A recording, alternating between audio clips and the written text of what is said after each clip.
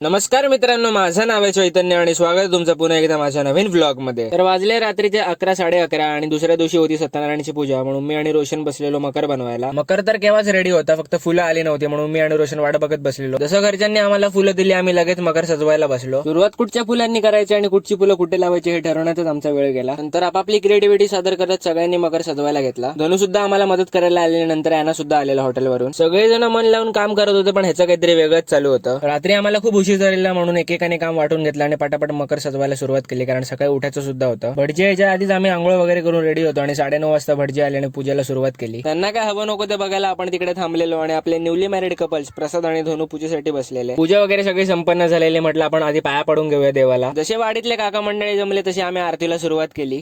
आरती वगैरे झाल्यानंतर आता वेळ होती महाप्रसादाची, म्हणून देवाला आधी नैवेद्य दाखवून घेतला। त्यानंतर आम्ही सगळे एकत्रच बसलो जेवणासाठी। गोडधोड खाऊन खूप झोप यायला लागली, म्हणून म्हटलं की थोड्या वेळ पडून घेऊया। झोप तर शांततेत लागते, पण काका सोबत असला ती कसली शांतता। विजू काका त्याच्या मावशी सोबत थोडी गंमत करत होता। आपण म्हटलं की आपण ते व्हिडिओ मध्ये कैद करूया। तर झालेलं असं की मावशी झोपलेली, ते विजू काकाला बघवत नव्हता, म्हणून विजू काकाला त्या तोंडावर टूथपेस्ट लावायची होती, पण टूथपेस्ट लावताना मावशीला पटकन जाग आली आणि ती चुकून हाताला लागली तिच्या। काका सोबत असला की आम्ही असले काहीतरी कांड करतच असतो। मग आपण बाहेर आलो आणि बघितलं तर भजन चालू होतं। सत्यनारायणची पूजा म्हटली तर दिवसभर भजन चालूच असणार। भजनापेक्षा भजनात काय वाटणार आहे ह्याची क्युरिओसिटी जास्त असते, आणि गणपतीचे वगैरे दिवस म्हटले की रोज रोज भजन आणि रोज रोज वेगवेगळा मेन्यू। आपण तर वडे खाऊन घेतले आणि खाली येऊन बघितलं तर अमित काका आणि सिंबाची काहीतरी मोठी कॉन्ट्रोवर्सी चालू होती। काही दिवसांपूर्वी अमित काकाने सिंबाला ऑनलाईन येऊन धमकी दिलेली आणि म्हणून कॉन्ट्रोवर्सी झालेली, म्हणून लाईव्ह लोकेशन टाकून सिंबाने अमित काकांना बोलून घेतलं आणि पूर्ण बदला घेतला। आजच्या दिवसातलं शेवटचं भजन होतं आणि आम्ही सगळे खूप थकलेलो। दिवसभर भजन चालू होते आणि सगळ्यांमागे धावपळ तर सुरूच होती। शेवटचे भजन झाल्यानंतर सगळ्यांनी आम्ही आरती करून घेतली। त्यानंतर मी आणि रोशन बसलो जेवायला। दिवसभर काहीतरी खाणं चालू होतं म्हणून काही एवढी भूक लागली नव्हती, पण म्हटलं झोपायच्या आधी थोडं काहीतरी खाऊन घेऊया। So that's it for today. जर व्हिडिओ आवडला असेल तर व्हिडिओला नक्की लाईक करा, शेअर करा आणि सबस्क्राईब करायला विसरू नका। थँक्यू।